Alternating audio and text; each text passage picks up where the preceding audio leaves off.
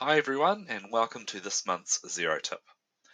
Now, some of you may have seen on our Facebook page or through a few other areas that Xero is going to be retiring the old version of some of their reports in June 2023.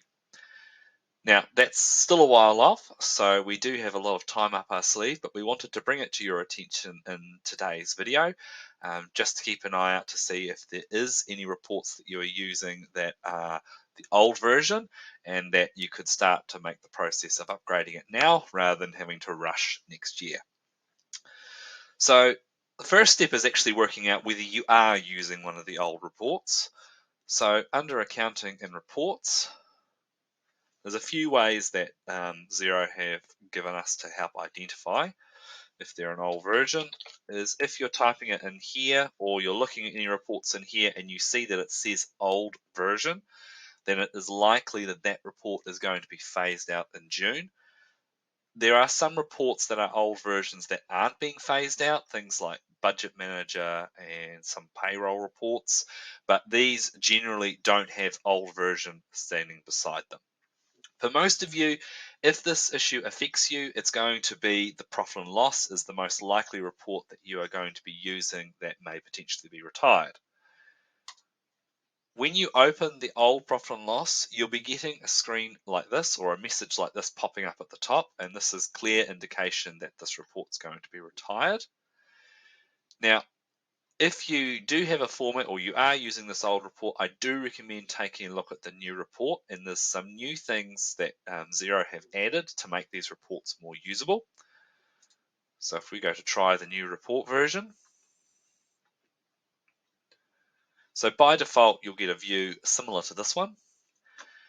Down here you've got a few details where you can take a quick tour of the new reports, you can see some videos on them, and you can also read up on some articles to get more details on those. On your left hand side here, you have a list of different formats that you could use that might be similar to the ones that you're used to using in the old version of the reports. And you can, of course, take some of these report formats, edit them using the edit options down the bottom here, and update them. And you can also make it similar to the old reports by clicking on this compact view button. On the whole, I have found that the new reports are easier to customize than the old ones. So if you are using the old version of the reports, we do really recommend that you take a look at the new ones, start using them now, because it's far better to get used to them now, perhaps give some feedback to Xero if there's changes you'd like to see them make, because it's more likely that they can make those changes now rather than waiting till July next year to sort it then. That's all for today's video, but the key that you need to look for when you are running these reports to see if you are using a report that's affected is just check to see that the report name, whether it has old report beside it, and if it's got a message up the top saying that it's going to be phased out. But I really want to reiterate that the timing of this is not till July next year, so we have a long time to make any changes if need be. Hope you enjoyed today's video and got some good tips from it.